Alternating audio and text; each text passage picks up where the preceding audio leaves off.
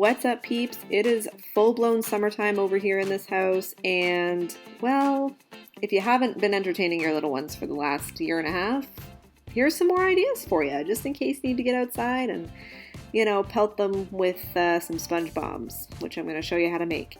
All these activities are super easy, minimal prep, and you probably have most materials already on hand. So without further ado, let's see what activities we can get up to this week. Alright, so to start out, we're going to be making some Spongebobs. Not bobs, bombs. So you need some sponges, some scissors, and a hair tie. That's it. I'm sure you guys already probably have some.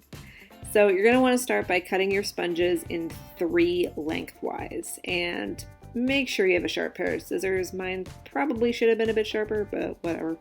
You also want to make sure these are the soft sponge, not the ones with the abrasive backing on them, because those will hurt when they're thrown at you.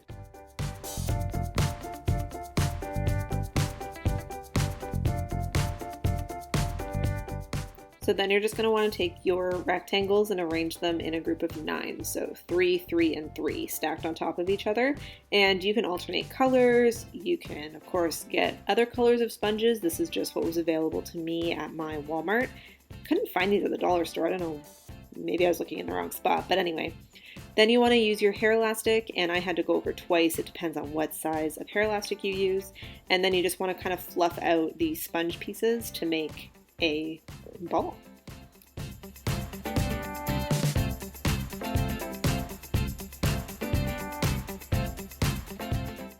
So make as many or as little as you want. These come together really quickly. The thing I like about these is A, they're reusable. B, they don't leave all little plastic bits all over your yard that you then have to clean up, worry about little ones putting in their mouth and whatnot.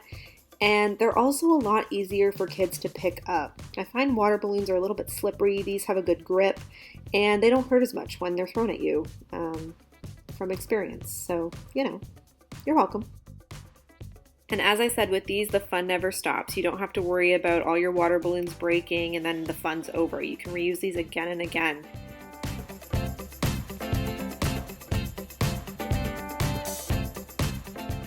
Yeah, you better run, kids. Mama's locked and loaded and ready to go.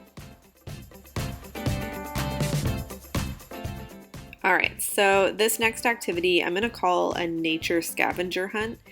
And I used to do this all the time with my residents in long-term care, but it works really great for kids too.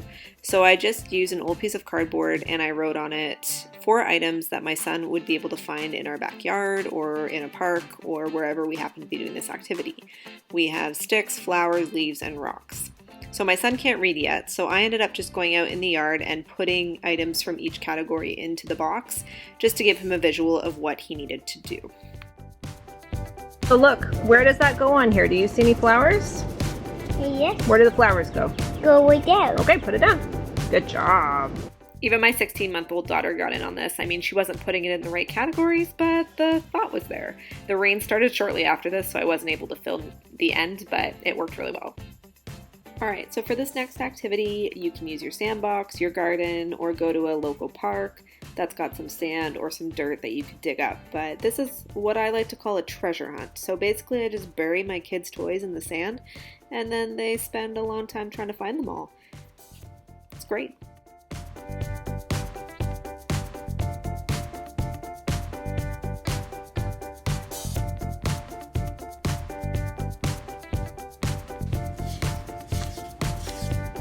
There he is. And if you're like me and forget where you bury them, make sure you leave some kind of marker or bury them in the same spot, or you'll be finding dinosaurs for years to come. Look, there he is. Look, his tail. There he is.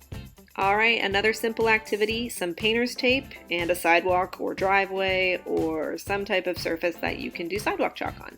So I just made a pattern with the painter's tape and the kids colored it in with sidewalk chalk and we peeled it off. I'm pretty sure they had more fun just peeling the tape off, but it was fun either way, and this is our creation. You can also use this to teach kids shapes, so my son wanted to do a triangle one, so we figured out a triangle pattern and they colored that in, peeled it off, and it looked amazing. You could also use this for patterning, so doing different sections, different colors, and making a pattern. You could also do their names. You could also do a stencil and they can trace it with the chalk. It just depends on their age and their ability with fine motor. But either way, these turned out really, really great and the kids love them, and we'll definitely be doing these in the future.